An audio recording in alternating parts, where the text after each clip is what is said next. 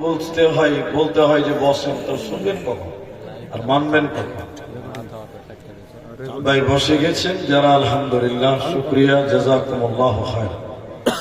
বসে যাই, কেউ দাঁড়িয়ে থাকবেন না।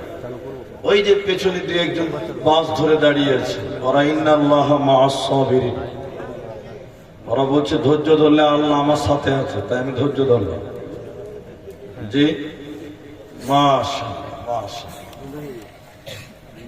মাশাআল্লাহ মাশাআল্লাহ। আপনাদের মুর্শিদাবাদে কোন বিজেপির বিধায়ক আছে জিতেছে, এরকম কেউ আছে? বিজেপির জিতেছে এরকম কেউ আছে না? ওই দলের দু চারটা পেছনেও আছে, ওরা একলাই এক দল করছে, বুঝলেন? ও একাই এক দলের লোক। জি বসেন, মাশাআল্লাহ। যাক, আমি সময়টা নষ্ট করছি। আসসালামু আলাইকুম। আলহামদুলিল্লাহ নাহমাদুহু ওয়া নাস্তাঈনুহু ওয়া নাস্তাগফিরুহু ওয়া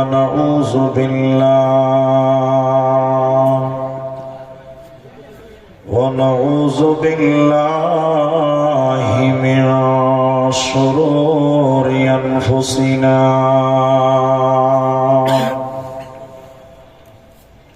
ومن سيئات أعمالنا من يهده الله فلا مضل له ومن يضلل فلا هادي له وأشهد أن لا إله إلا الله وحده لا شريك له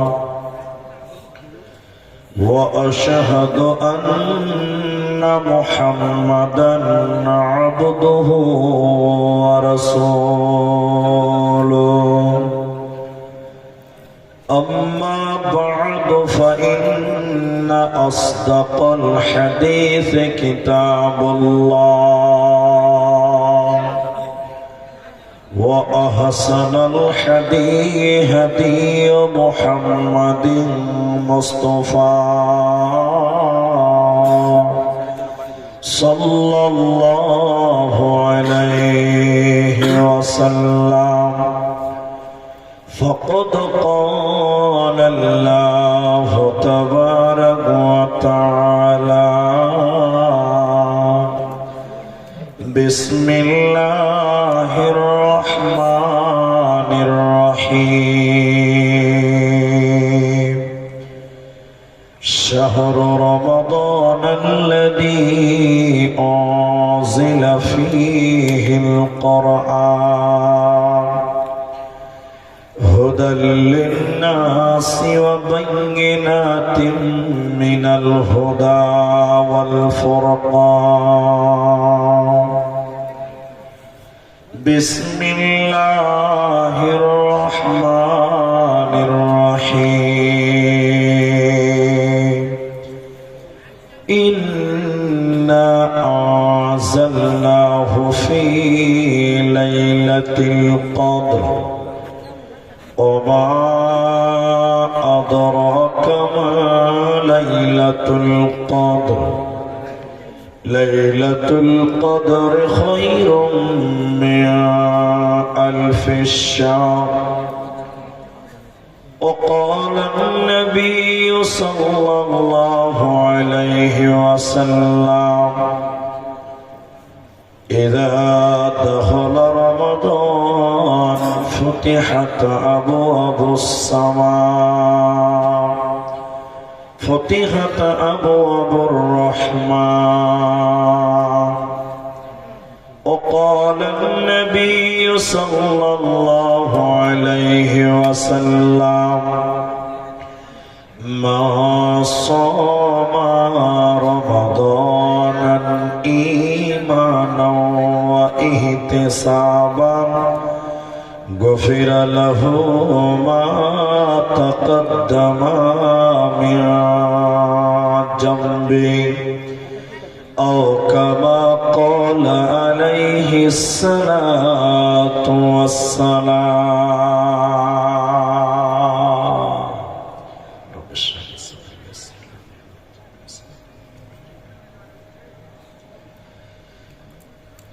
ইসলামেরই সৌদানিয়ে আসল ধরাই রমজান,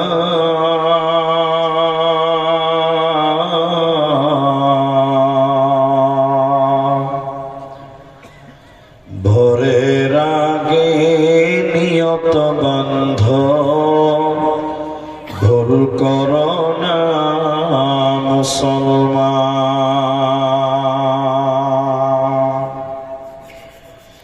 ইসলামেরই সৌদানিয়ে আসল ধরাই রমজান,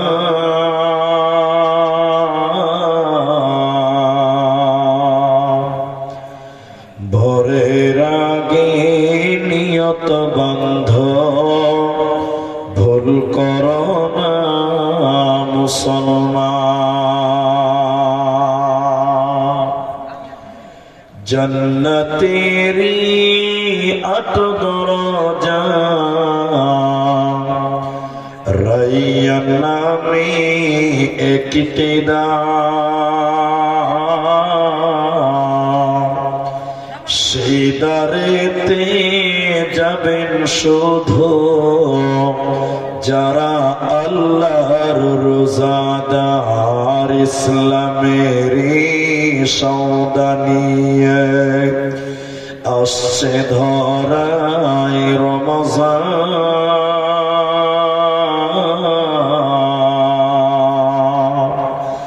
ভোরের আগে নিয়ত বন্ধ ভুল করো না মুসলমান, ভোরের আগে নিয়ত বন্ধ ভুল করো না মুসলমান।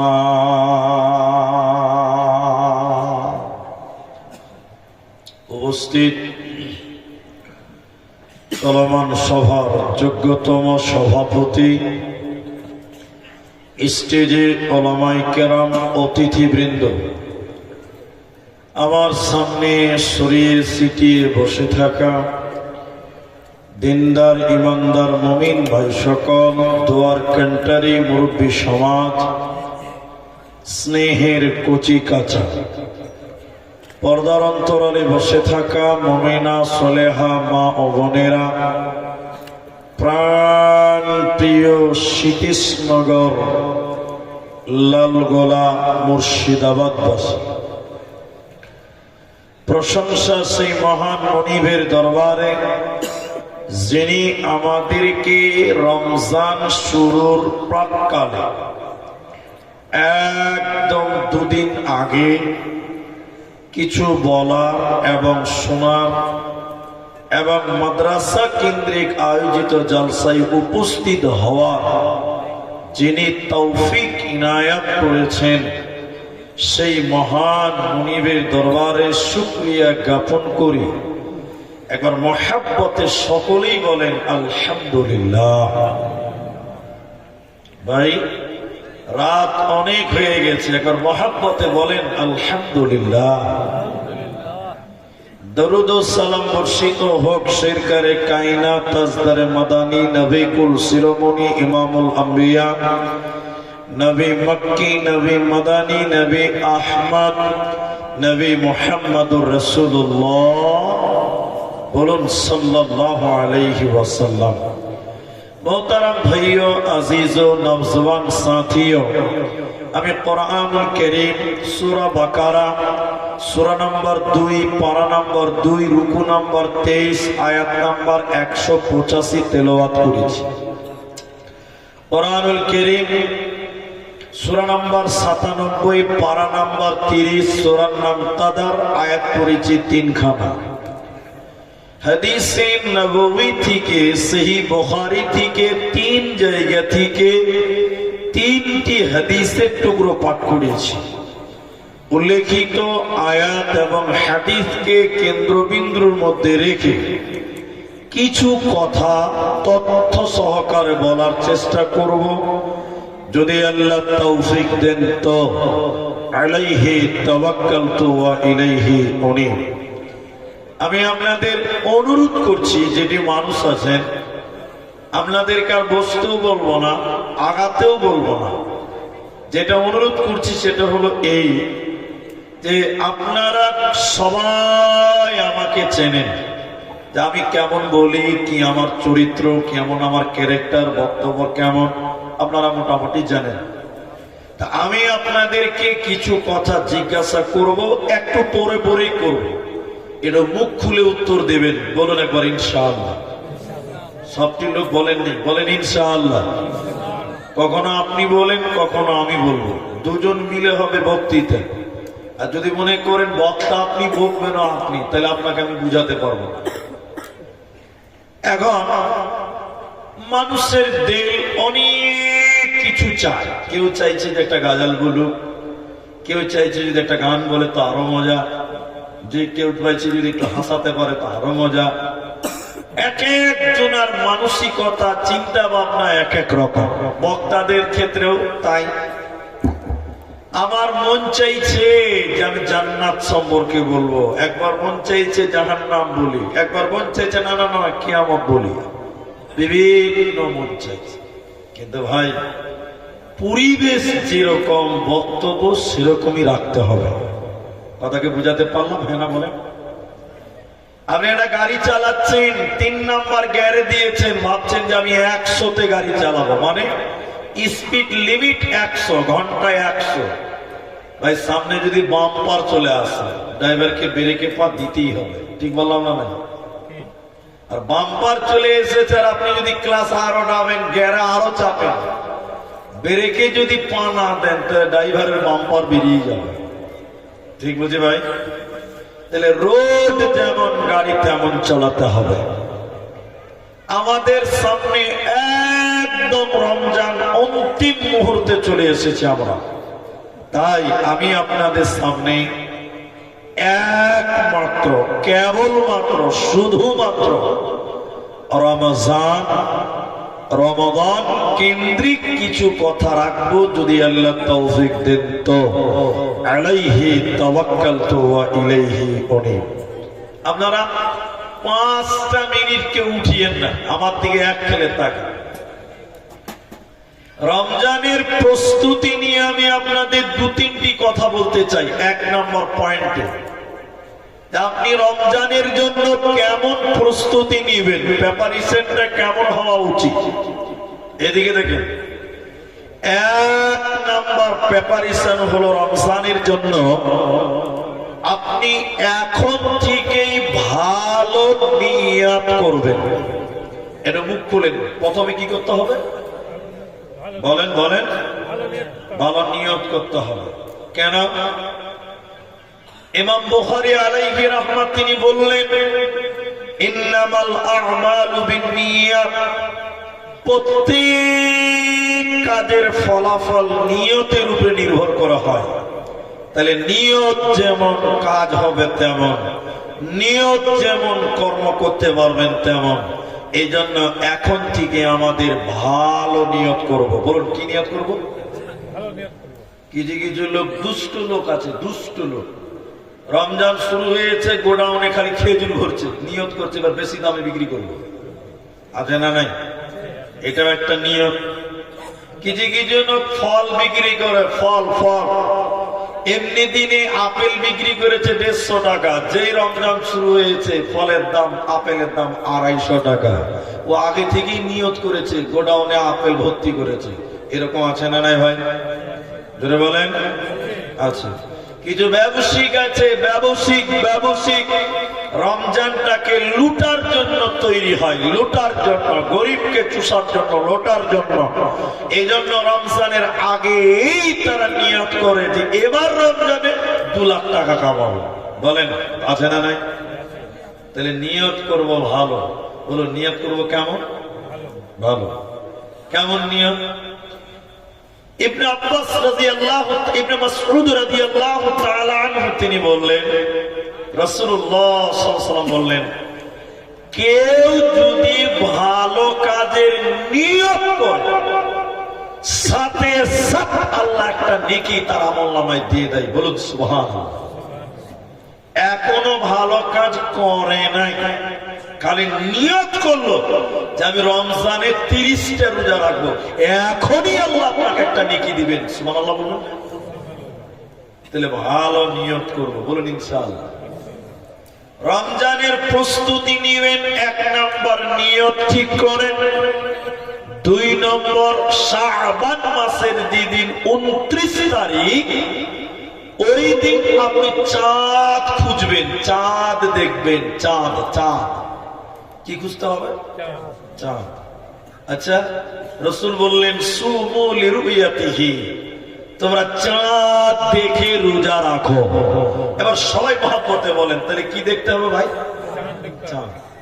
কিন্তু আশ্চর্য মানুষ, আজ থেকে 10 বছর 20 বছর আগে আমাদের বাচ্চা যারা সন্ধ্যার টাইমে আকাশের দিকে চাঁদ দেখতো, বলেন দেখতো কি দেখতো না? আর এখনকার ছেলেপেলারা আকাশে চাঁদ দেখে না, ফেসবুকে চাঁদ খুঁজছে। কোথা খুঁজে বলেন? ফেসবুকে। আমি ঠিক বললাম না? আমি বলেন ওই দেখি তো চাঁদ উঠলো কিনা, একটু খবরটা ফেসবুকে দেখে নি। ও আকাশের দিকে চাঁদ খুঁজে না, ফেসবুকে চাঁদ খুঁজছে। কি হবে? সিস্টেম পরিবর্তন করে। রমজান, চলুন রমাদান। আচ্ছা, রমজানের এত গুরুত্ব কেন? রমজানের এত ফজিলত কেন? এটা হলো আমার 1 নম্বর টপিক। কেন কেন কেন? ভাই কোরআন দেন আমাকে, কোরআন দেন। আপনারা অবাক হবেন শুনলে যে রমজানের এত ফজিলত কেন। আমি কয়েকটি কারণ আপনাদের বলবো, তার মধ্যে 1 নম্বর পবিত্র কালামুল্লাহ, আল্লাহর কোরআন। আচ্ছা বলেন, একটু বলেন, এর চেয়ে দামি কিতাব পৃথিবীতে আর আছে? একটু মহব্বতে বলেন ভাই, আছে? এত দামি কিতাবকে আল্লাহ, এই মূল্যবান কিতাবকে আল্লাহ রমজান মাসে নাজিল করেছে। এই কোরআনের কারণে রমজান মাসেরই মূল্য বেড়ে গেছে। বলুন সুবহানাল্লাহ। বিসমিল্লাহির রহমানির রহিম। শাহরু রমাদানাল্লাযী উনজিলা ফীহিল কুরআন। আল্লাহ তাবারাক ওয়া তাআলা কোরআনের ভিতরে বলেন, আমি এই কোরআনকে রমজান মাসে নাজিল করেছি বান্দা। এত মূল্যবান কিতাব কোরআনকে রমজান মাসে নাজিল করার কারণে, এই কোরআনের কারণে রমজানের মূল্য অনেক অনেক গুণের বেশি। কোরআন পেয়ে যদি রমজানের মূল্য বেড়ে যায়, আজ পৃথিবীর লোক আপনি আমিও যদি কোরআনকে আপন করতে পারি, কোরআনের জিন্দেগি করতে পারি, কোরআনওয়ালা ঈমান বানাতে পারি, আমাদের মূল্য পৃথিবীতে বেড়ে যাবে, আমাদের মূল্য আল্লাহর কাছে পরকালে বাড়বে। এই কোরআনের কারণে রমজান মাসের মূল্য অন্য মাসের চাইতে অনেক গুণের বেশি। কোরআনকে জিজ্ঞাসা করেন, কোরআন তুমি রমজান মাসে কখন এসেছিলে? কোরআন তুমি বলো, রাত্রি বেলায় না দিনের বেলায়, সকাল বেলায় না সন্ধ্যা বেলায়, কোন টাইমে এসেছ? কোরআন বলছে ইন্না আনজালনাহু ফী লাইলাতিল কদর। আমি রমজানের শেষে বেজুরের রাত্রিতে কদরের রাত্রিতে আমার আগমন হয়েছে। তাহলে কোরআন রমজান মাসে লাইলাতুল কদরের রাত্রিতে এসেছে।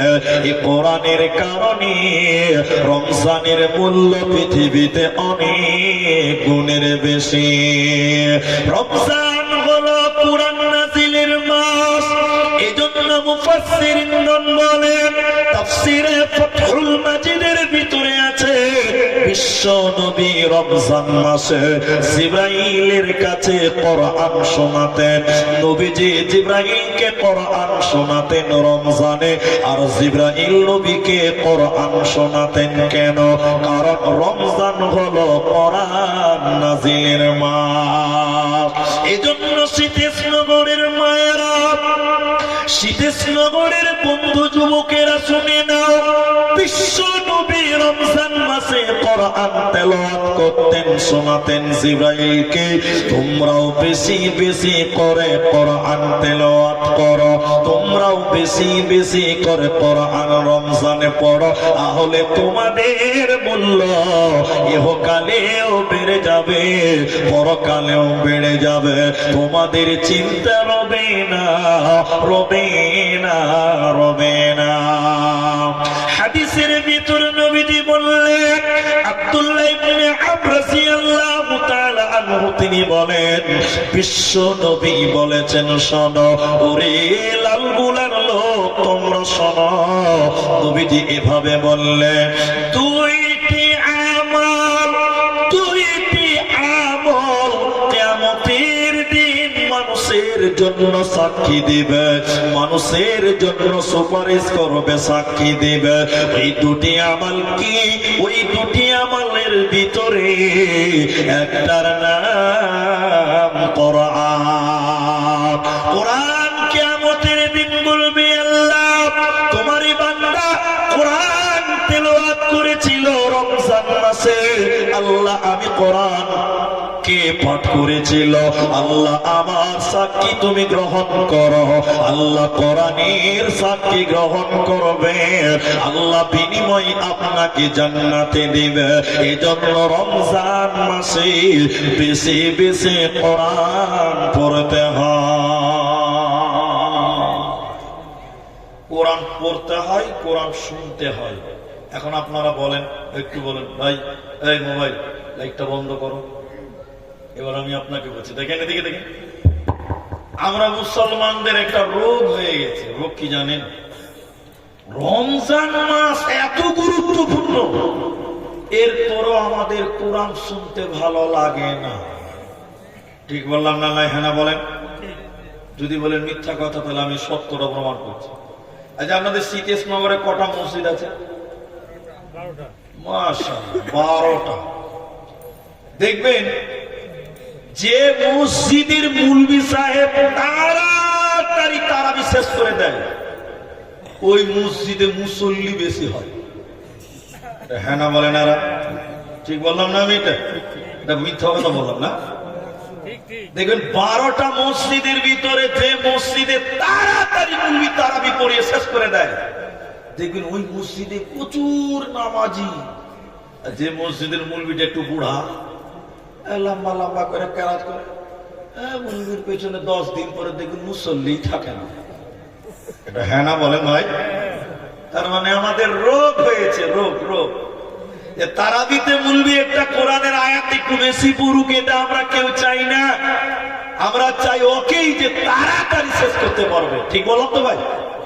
এই হলো আমাদের রোগ, আমাদের রোগ। এটা আমি সত্য মিথ্যা বলতে পারবো না, সত্য মিথ্যা বলতে পারবো না, তবে আমি বাস্তব, আমি মোবাইলে দেখেছি, ওটা আপনাকে বলছি। এরা মসজিদে ইমাম নিবে হাফেজ সাহেব শুধু তারাবির জন্য। বলেন কিসের জন্য? তো মসজিদে কমিটি এলান করেছে যে যারা তারাবি পড়াতে চাও 50,000 বেতন দিব, খতম তারাবি পড়াতে হবে, ইন্টারভিউ দিতেছি। লালগোলা এলাকাতে কোন হাফেজ আর বাদ নাই, সব শীতেশনগরে চলেছে ইন্টারভিউ দেওয়ার জন্য। এদিকে দেখেন, এদিকে দেখেন, এটা নতুন হাফেজ সাহেব পাগড়ি পেয়েছে, ও এসে ইন্টারভিউ দেওয়ার লিগে। তো মসজিদের সভাপতি বলছে, ও হাফেজ সাহেব তোমাকে তো বাচ্চা বাচ্চা লাগছে, তুমি তারাই পড়াতে পারবে? হাফিজ সাহেব বলছে, আমি কোরআনের হাফিজ, আমি পড়াতে পারবো না, তা আপনার মতন মূর্খ লোক পারবে নাকি? তখন আর পাঁচা ঢেলে গেছে একদম, যে মুরবি আমাকে মূর্খ বলছে। যাক, এবার কমিটির লোক একদম লম্বা লম্বা হয়ে চেয়ারে বসে আছে, আর হাফেজ সাহেব 12-13টা এসছে। তুমি তারাই পড়াবে? হ্যাঁ, তার লিগে তো এসছি। তাহলে তুমি কেমন সূরা পড়ো একটু আমাদের শুনতে হবে। তুমি সূরা ফাতিহাটা পড়াতে হবে সাহেব। ভালো হাফেজ, আমাদিকে দেখেন, এদিকে দেখেন। আলহামদুলিল্লাহি রাব্বিল আলামিন আর রহমানির রহিম মালিকি ইয়াউমিদ্দিন। সভাপতি বলছে ইন্নালিল্লাহ। একে তারাবি পড়াতে লাগলে 3 ঘন্টা লাগবে। এই যে গাড়ির লোকাল চলছে, লোকাল ট্রেন, 3 ঘন্টা লাগবে। ক ঘন্টা লাগবে? একে তারাবি পড়ানো যাবে না ভাই। এত সুন্দর হাফিজ ওকে বাদ। এবার আরেকটা হাফিজ অবাক হয়ে গেল, কি এত সুন্দর হাফিজ একে বাদ। এই হাফিজ সাহেব, তুমি বলো দেখি একটু সূরা ফাতিহাটা শোনাও তো। ও সুন্দর করে হয়েছে। রহমান আল্লামাল কোরআন। কেসিআর বলছে ভাই আমার কোমরে ব্যথা, একে রাগ দিতে আমি তারাবি পড়বো না, কমসে কম 2.5 ঘন্টা লাগবে। একে রাগ দিতে আমি নামাজই পড়বো না। বাস, সমাজের বাস্তব কথাগুলো বলছেন। এবার একটা হাফিজ খেলে দেখছে যে ব্যাপারটা কি হচ্ছে, এলাকা ভাত কেনে দিচ্ছে। এখন 3 জনের মধ্যে ও কিন্তু বুঝে নিয়েছে, এখন যে দেখছে দূর থেকে, হাফিজ শোনো, তুমি এটা মোবাইলে দেখছিলাম আমি, তুমি তারাই পড়াবে, তো তুমি একটু সূরা ফাতিহাটা শোনাও। এবার দেখেন দেখেন দেখেন হাফিজ শুরু করছে। আলহামদুলিল্লাহি রাব্বিল আলামিন আর রহমানির রহিম মালিকি ইয়াউমিদ্দিন গায়রিল মাগদুবি আলাইহিম ওয়ালাদ-দাল্লিন। নারায়ে তাকবীর। দারুণ হাফিজ, একই না, সবাই খুশি। অথচ পাকা চোর 2টা আয়াত বাদ দিয়ে দিয়েছে। বুঝতে পারেননি মনে হয় আপনারা? 2টা আয়াত বাদ দিয়ে দিয়েছে। লোক বলছে না এই ঠিক আছে, দারুণ স্পিড চলছে।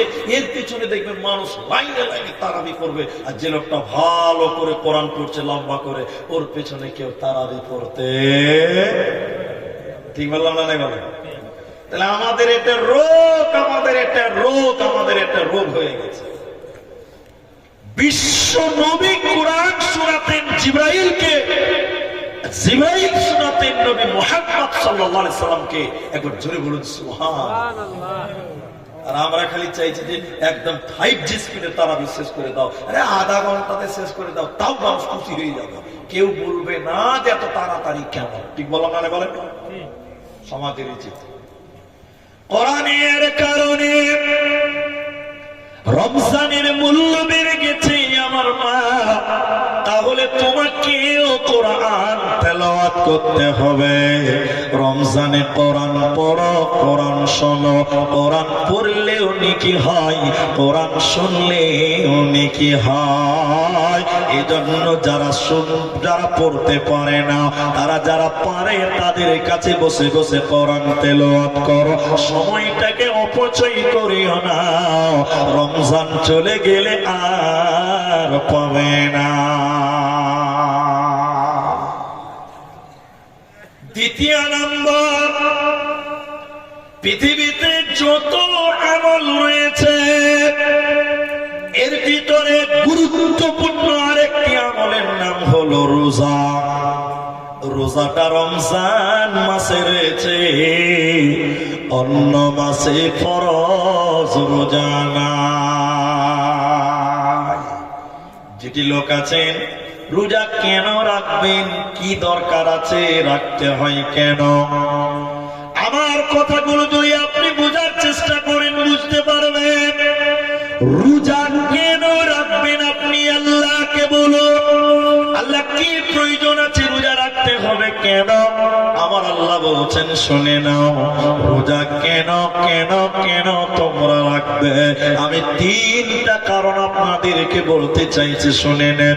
1 নম্বর, আল্লাহ বলেন ইয়া আইয়ুহাল্লাযীনা আমানু, হে ঈমানদার মুমিনেরা, শীতেশনগরের যুবকেরা, হে আমার মায়েরা বাপেরা, আল্লাহ বলেন তোমরা রোজা কেন রাখবে শুনে নাও। কুতিবা আলাইকুমুস সিয়াম তোমাদের উপরে রমজানের রোজাকে ফরজ করেছি। নামাজ যেমন ফরজ, রমজানের রোজাও তেমন ফরজ। 5 ওয়াক্ত নামাজ না পড়লে গুনাহ হয়, জাহান্নাম যেতে হয়। রমজানের রোজা না রাখলেও গুনাহ হবে, জাহান্নাম যাবে। এজন্য রমজানের রোজাকে আল্লাহ নামাজের মতন ফরজ আইন করেছে, রোজা রাখতে হবে। মুসলমান তুমি ভুলে যেও না। কেন এত জরুরি, কেন এত বাধ্যকতা করলেন আল্লাহ? আল্লাহ গুরুত্বটা বুঝাতে গিয়ে এবার বললেন, শুনে নাও, কামা কুতিবা আলাল্লাযীনা মিন ক্বাবলিকুম। হে পৃথিবীর লোক, এই রোজা শুধু তোমাদের জন্য নয়, এই রোজা শুধু আমাদেরকে আল্লাহ রাখতে বলেছে তা নয়, আমাদের আগেকার নবী, আমাদের জামানার আগেকার লোকদের উপরেও রোজা ছিল। তাহলে রোজা এমনই একটা ইবাদত, শুধু আমাদেরকে নয়, আমাদের আগেকার লোকেরাও রোজা রাখত, আমাদের আগের লোকেরাও রোজা ছিল। এই জন্য আল্লাহ বলে, তারাও রোজা রেখেছে, তোরাও রোজা রাখ। মুসলমান রোজা ছাড়া যাবে না।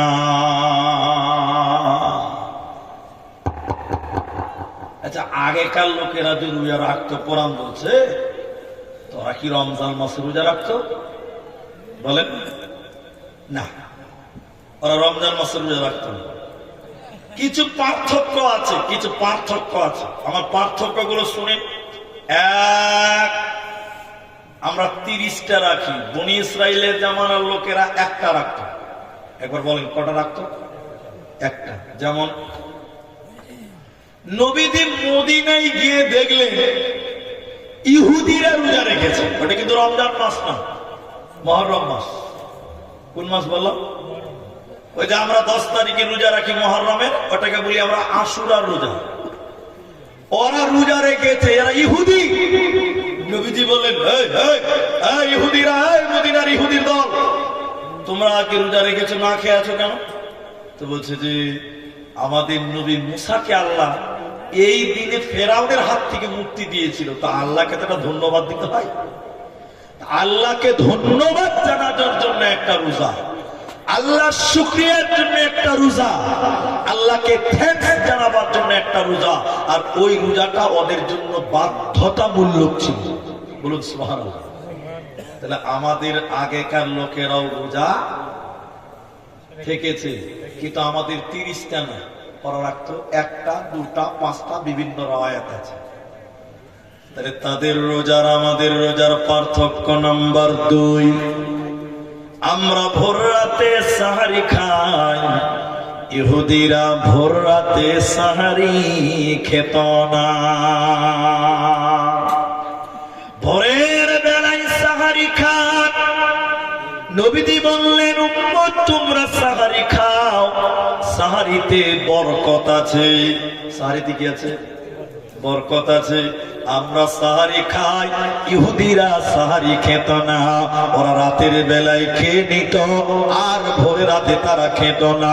এটা ছিল তাদের এবং আমাদের পার্থক্য। এখন যদি কেউ সাহারি না খায়, তার রোজা হবে?